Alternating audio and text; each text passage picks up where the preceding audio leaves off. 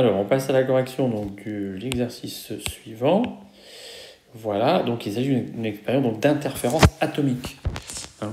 Donc, l'idée est toujours de vérifier quand même la théorie de la mécanique quantique. Hein. Alors, on peut se dire, bon, bah oui, faire de l'interférence avec des électrons, allez, les électrons, allez, c'est des ondes, ok, après tout, c'est des électrons, c'est tellement petit, tellement... Voilà. Mais quand même que des atomes, hein, c'est-à-dire que, en gros, c'est la matière qu'on voit, qui est formée d'atomes, que des atomes puissent interférer, c'est quand même déjà pas évident. D'accord, hein. Et évidemment, on était très très loin de faire ce type de manip à l'époque où la mécanique quantique a été donnée, à l'époque où toute la théorie a été formulée. Hein. Comme toute théorie, elle appelle des vérifications. D'accord. Et donc, là, on était donc récemment, donc c'est en 92, hein, on avait les moyens expérimentaux de faire des expériences d'interférence atomique. Donc, le problème, si vous voulez, c'est que le lambda de Broglie des atomes, je prends un gaz, etc., les vitesses, c'est quelques centaines de mètres par seconde, et j'ai des lambda de Broglie, si vous voulez, qui sont tellement petits qu'on ne va pas pouvoir faire une expérience type von Jung. D'accord. Donc, il faut, à ce moment-là, obtenir des atomes, ce qu'on appelle ralentis, par des procédés extrêmement compliqués. On refroidit, alors pas avec la thermodynamique, mais on refroidit par des méthodes optiques, en fait, les atomes, voilà, pour atteindre des vitesses de l'ordre du mètre par seconde, ce qu'on va voir à peu près. Voilà, donc ça, c'est pas du tout évident. Alors, en termes de température, en Kelvin, je sais pas ce que ça donne, mais enfin, on doit être de l'ordre du millikelvin, des choses comme ça. Voilà, donc là il faut obtenir, ce qui est très compliqué, c'est obtenir ça. Alors la manip que ça nous donne, voilà, si je remets ça comme ça, voilà. Donc ici vous avez, alors c'est la gravité en fait qui va entraîner ces électrons, parce qu'ils vont à une vitesse, on peut considérer qu'ils sont, voilà, ici à une vitesse quasi nulle, hein. Ici ils sont introduits à une vitesse quasi nulle. Il y a très probablement ici, ce qui n'est pas dit, hein, une fente là, d'accord. Voilà, donc au-dessus, il y a des atomes refroidis. Ils passent par une première fente, d'accord. Alors, ils vont passer un à un. Hein, voilà. Et ensuite, ils passent ici à travers ces deux fentes. Hein. Quand je dis ils, c'est au singulier. Hein. Voilà, d'accord. Et puis, on a la plaque de détection qui est en dessous. Hein. Voilà, ok. Donc, vous avez aussi les distances. Voilà. Et cette plaque de détection... voilà ce qu'on voit, d'accord.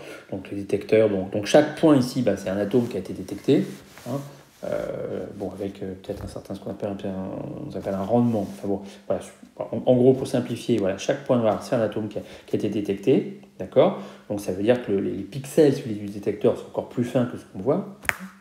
En tout cas, aussi fins presque que ce qu'on voit. Voilà, ok. Donc, des atomes, on peut les faire interférer, quoi. Voilà, hein, c'est ce que ça prouve. Voilà, donc c'est quand même une sacrée manip. Alors, les questions qu'on nous pose, je vais ça. Comment se manifeste le caractère corpusculaire et ondulatoire des atomes de néon de cette expérience?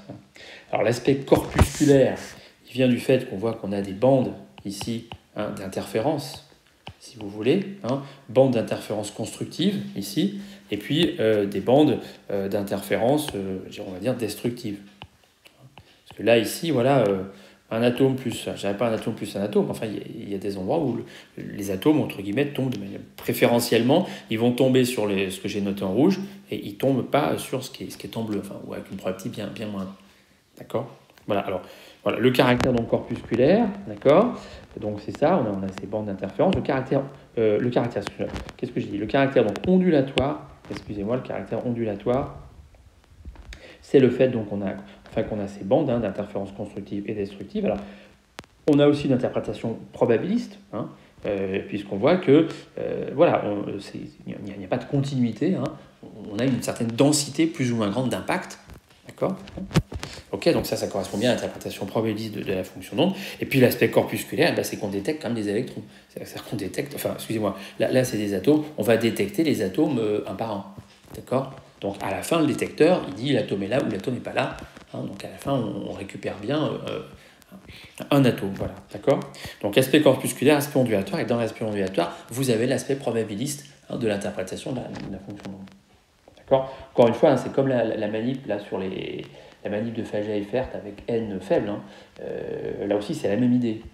C'est-à-dire que non seulement on va faire interférer des atomes, mais en plus de ça, on va en faire interférer suffisamment peu pour ne plus avoir cet aspect réellement continu, hein, avec une mesure où on a cet aspect discontinu, cet aspect granuleux, voilà, qui justement prouve que l'interprétation probabiliste, voilà, elle est correcte. Hein. Voilà, d'accord, donc pour cette première question. Ensuite, déterminer l'ordre de grandeur de la longueur d'onde de Broglie des atomes de néons dans ce dispositif interférentiel. Alors, on donne l'expression de l'interfrange dans une expérience de type Fant ou Trudium, hein, à grande distance. Donc ça, c'est ce qu'on avait vu dans le cours sur les interférences. Donc ça, on a remontré ça quand je vous ai fait faire l'activité avec comment ça s'appelle, la figure d'interférence dans la cuve à ondes. D'accord. On aurait pu, si on avait fait des TP, on aurait fait ça avec des générateurs d'ultrasons. Hein. Voilà. Donc, alors ici, l'approximation longue distance que je vous ai utilisée, elle marche évidemment, hein, compte tenu des distances mises en jeu. Hein. Le petit a, je ne sais plus combien il vaut. Le petit a, c'est 6 microns. Ouais. Et le D, c'est 85 cm. Donc ça va, je crois qu'on est D très grande voie. Hein, c'est bon. Et puis, les angles ici sont assez faibles. Voilà, lambda. Alors ça, donc c'était... Voilà, donc nous, ce qu'on sait sur l'interférence lumineuse, donc lambda, c'est l'interférence, c'est la longueur d'onde, mettons, de la lumière, dans une expérience de Trudium. Et petit a, c'est la distance entre les fentes. Hein. Donc ici, on va transposer ça, si vous voulez, hein, avec des ondes de matière, entre guillemets. Voilà, donc on va avoir le lambda, ça va être le lambda de Broglie. Hein. Voilà, pardon. Voilà, ici, d'accord. Donc nous, voilà. Hein. Donc ici, donc l'interfrange que j'observe, ça va être, alors lambda d sur A, lambda de Broglie, hein, fois D divisé par A. D'accord. Alors cette interfrange, combien elle vaut voilà, si on regarde ça, alors on va déplacer ça. Voilà. D'accord. Donc ici, moi j'ai pris, on peut en prendre jusqu'à 5. Hein. Alors je vais effacer tout ça. Voilà. Donc l'interfrange, une question d'échelle. Hein. Donc moi, ce centimètre-là, en fait, pour moi, sur ma feuille, c'est 7 cm. Voilà. Et si je prends deux interfranges, hein, voilà, on va en prendre 5 pour aller jusque-là, mais c'est quand même pas très précis. Hein. Bon, moi, ce qui m'a semblé le plus précis, voilà, c'est de prendre donc, donc ici j'ai cette longueur qui est 2i. Voilà, d'accord. Donc ce 2i, je le mesure à 1,6 cm sur mon papier, d'accord. Et donc si je divise ça par cette longueur, voilà, donc la longueur papier ici, c'est 1,7. Voilà, je vais mettre les longueurs papier. Donc ici j'ai 1,6 cm. Là, ici j'ai 7 cm, hein, longueur papier. Voilà, donc 1,6 divisé par 7, multiplié par 1, c'est le vrai 2i. D'accord.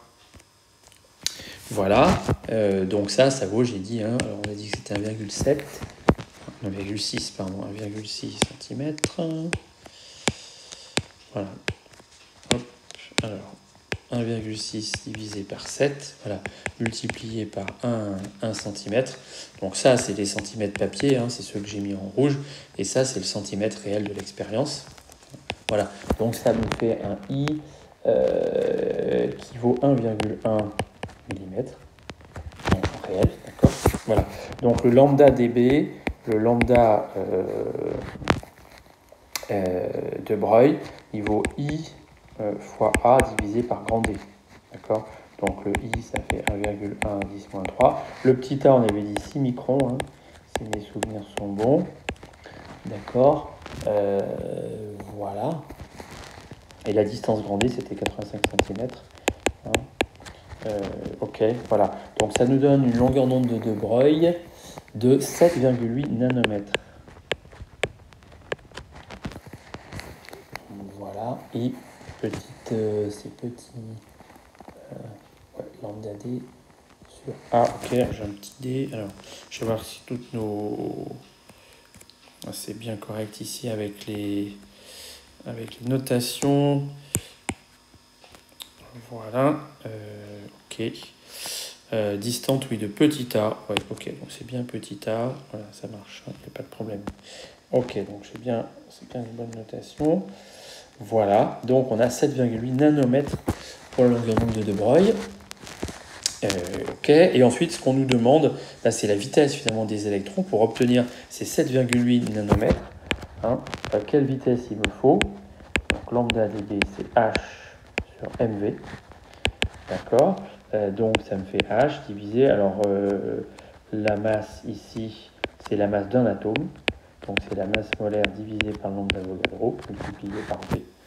Voilà, donc ce qui fait que V c'est H divisé par voilà, c'est super mut V lambda dB. Hein, voilà ce que ça me donne. Voilà, on peut repasser le H au numérateur, le Na je veux dire. Voilà, sur M fois masse molaire, facteur de lambda dB. Voilà, voilà ce que ça nous donne. Hein. Bon, on applique cette formule. Bon, la masse d'un atome, c'est masse molaire divisée par Na. Voilà, ensuite on connaît tout. Hein. Voilà, donc ça nous fait une vitesse de 2,6 mètres par seconde. Une vitesse voilà, extraordinairement faible au regard des quelques centaines de mètres par seconde qu'on aurait dans un gaz à température ambiante. Voilà, donc voilà, quelques calculs hein, qu'on peut faire là-dessus.